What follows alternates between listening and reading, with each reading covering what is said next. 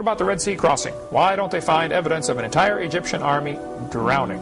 In Exodus chapter 14, God told Moses to go to whatever that place is and encamp by the sea. And 14:22 tells us, children of Israel went into the midst of the sea on dry ground, and the waters were a wall unto them. The Bible says in Exodus 14, God took off their chariot wheels, and the waters returned and covered the chariots and the horsemen. Everybody drowns. The Bible's pretty clear about that. If you look at the map of Egypt down here, the place by the Gulf of Aqaba is actually right here where this valley comes out. There's a natural waterway. It's a dry riverbed.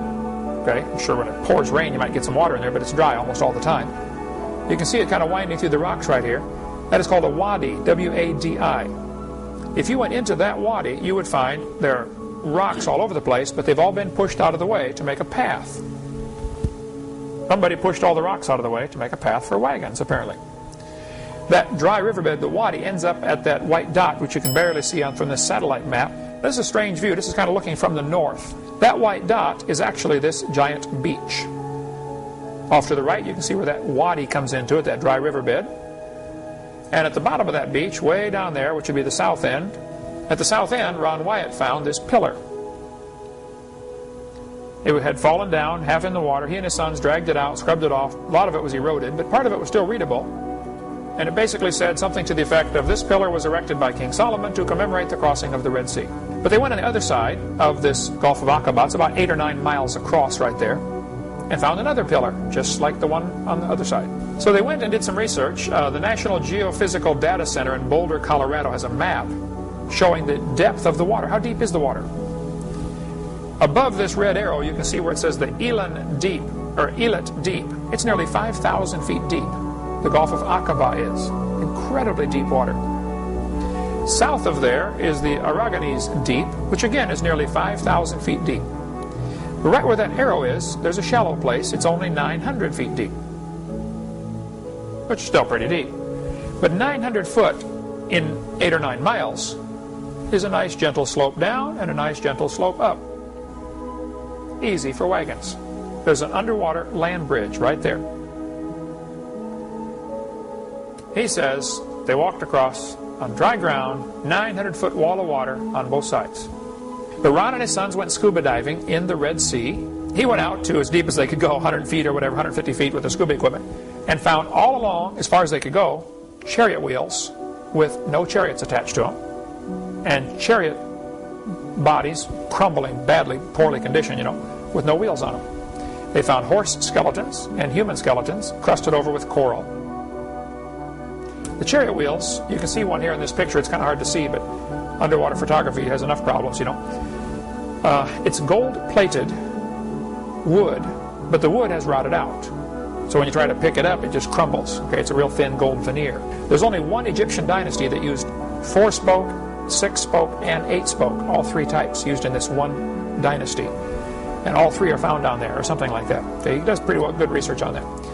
If you look at the far right, this arrow is pointing to a mountain in Saudi Arabia called 𝗙𝗿𝗲𝗀, which means Mountain of Laws. It's been labeled that for centuries. Could Mount Sinai be in Arabia? Well, let's see what the Bible says. Galatians chapter 4. Which gendereth the bondage which is Agar, for this Agar is Mount Sinai in Arabia. Hello, it's been there all along, folks, okay? Why have they been looking in the Sinai Peninsula? That's not where it is. This is a picture of the mountain that apparently is Mount Sinai. The top of it is still black. This may be the place where Moses got the 10 Commandments. At the bottom you can see an altar with a calf on it. This may be the altar that Moses or Aaron set up. Okay. God told Moses to stand upon the rock. He said, "Thou shalt smite the rock, and water will come out that the people may drink." Of course, most Bible pictures will show a little stream of water coming out. How long would it take to water 2 million people plus their cows and sheep? Hello, it would take a little while, wouldn't it? This Bible picture shows a little bigger stream. Well, that's getting closer. Actually, this building is from a picture taken from a half-mile away. This rock is as tall as a 5-story building. It is split right down the middle. Ron says this is the place, this is the rock that's split in half. And water came pouring out. You can see erosion marks. It'd be worth getting his video if you want to really study more on this, called the Evidences video, or Discoveries, I think it is. Ron Wyatt Discoveries. Really good. He also found some strange things like Sodom and Gomorrah. The Bible says brimstone came down. This is a picture of solid ash cliffs. Apparently the city was burned so badly by these raining sulfur. Ron gave me, and I have right here behind the curtain, some of the sulfur balls. I don't let many folks handle these because every time you handle it, something rubs off, okay? And then eventually they'll be gone. I've had several friends, even some scoffers, who said, I don't think that's true. And they went over there to the place where Ron said they were, and they dug through the ash, and sure enough, there are literally millions of these sulfur balls. The outside is kind of a white. I know sulfur is yellow. I taught science, okay?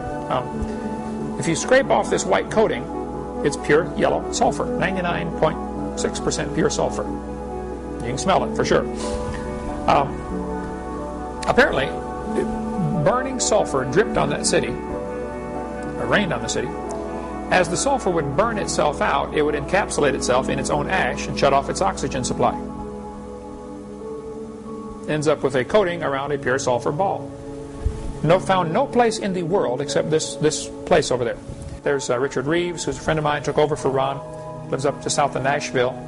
He's poking through the wall. This is apparently a brick wall that was burned, and sulfur burns extremely hot, and it baked the brick into ash. And you can poke through the wall and find these things by the millions, these sulfur balls. They're still there today.